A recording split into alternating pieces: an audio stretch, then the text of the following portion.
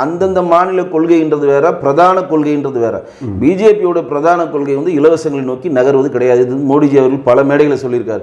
ஆனா ஒரு மாநிலத்துக்கு ஒரு அஜெண்டா மாறுபடுது. அதை தேசிய தலைமை ஏத்துக்குது.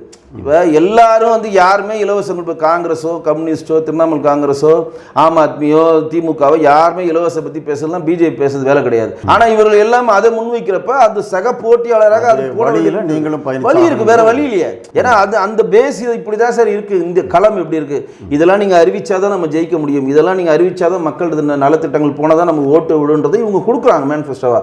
அதை வந்து பிஜேபி தலைமை ஏத்துக்கிட்டு அதை அறிவிக்கிறாங்க. கிட்டத்தட்ட மகாராஷ்டிராவில் பார்த்தீங்க அப்படின்னா நீங்க கூட்டணி வச்ச அந்த கூட்டணி நீங்க மட்டும் தனிப்பட்ட முறையில் ஒரு 132 இடங்கள் வின் பண்ணியிருக்கீங்க. எதிர்காலத்தில் பிஜேபி தனித்து போட்டியிடக்கூடிய வாய்ப்பு அங்கே இருக்குதா?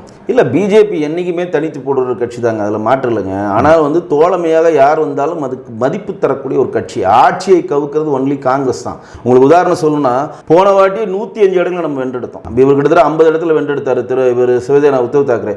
2 பேர் வந்து தேர்தல் மேனிஃபெஸ்டோல பண்ணது வந்து 2.5 வருஷம் மேனிஃபெஸ்டோல நம்ம போட்டோம். இல்ல நம்ம தான் ஆளணும்னு போடுறப்ப சம்மந்தமே இல்லாம எனக்கு நாங்க முதலமைச்சர் ஆகும், அதனால நான் முதலமைச்சர் ஆகணும்னா காங்கிரஸ் ஆதரவு சரத்பவர் ஆதரவு போட்டு நான் முதலமைச்சர் ஆகணும்னு சொல்லி அவர் தான் வந்து குட்டிக்குள்ள போகணும் பண்ணி ஒட்டுமொத்தமா தன் தலையிலே மண்ணை வாரி போட்டுக்கிட்டார்.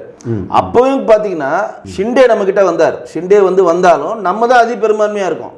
நம்ம 105 இடங்களை வென்றெடுத்தாலும் ஷிண்டே கம்மியான தொகுதியில் வந்தாலும் ஷிண்டேக்கு தான் முதலமைச்சர் பதவியை கொடுத்து 105 இடங்களை வென்றெடுத்து நம்ம தேவநாஸ் பார்ட்னர்ஸ் வந்து நம்ம துணை முதலமைச்சராக ஆக்கணும். ஒரு முதலமைச்சராக இருந்தவரை துணை முதலமைச்சராக ஆக்கணும். இதே தான் பீகார்லையும் அதிகமான சீட்ல பீகார்ல வந்து வென்றெடுத்தாலும் ஐக்கிய ஜனதா தளத்தை சேர்ந்த நிதிஷ்குமாருக்கு தான் முதலமைச்சராக உட்கார வச்சோம். நாங்க தான் அதிகமாக வென்றெடுத்தோம், நீங்க எனக்கு கீழே இருக்குன்னு சொல்லல. இது வந்து கூட்டணி தர்மம், கூட்டாட்சி தத்துவன்றதை பிஜேபி தெளிவாக ஃபாலோ பண்ணுது.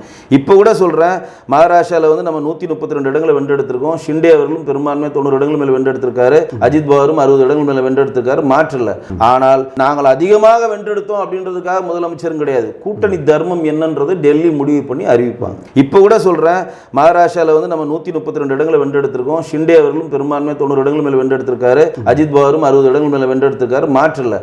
ஆனால் நாங்கள் அதிகமாக வென்றெடுத்தோம் அப்படின்றதுக்காக முதலமைச்சரும் கிடையாது. கூட்டணி தர்மம் என்னன்றது டெல்லி முடிவு பண்ணி அறிவிப்பாங்க. இப்போ தமிழ்நாட்டை பொறுத்த வரைக்கும் பார்த்தீங்க அப்படின்னா 2026 தேர்தலுக்கு திமுகலாம் இப்போவுமே தயாராகிட்டு இருக்காங்க. நிறைய கட்சிகள் திமுகலாம் 200 தொகுதியில் கண்டிப்பாக கைப்பற்றி ஆகணும் அப்படின்னு. ஆனால் பாஜக ரொம்ப அமைதியாக இருக்குது. எந்த ஒரு தீவிரமான நடவடிக்கையில் இறங்க மாதிரியே தெரியல. ரொம்ப அமைதியாக இருக்குல்ல, தனித்து போட்டிடுற மாதிரி ஐடியா இல்லை.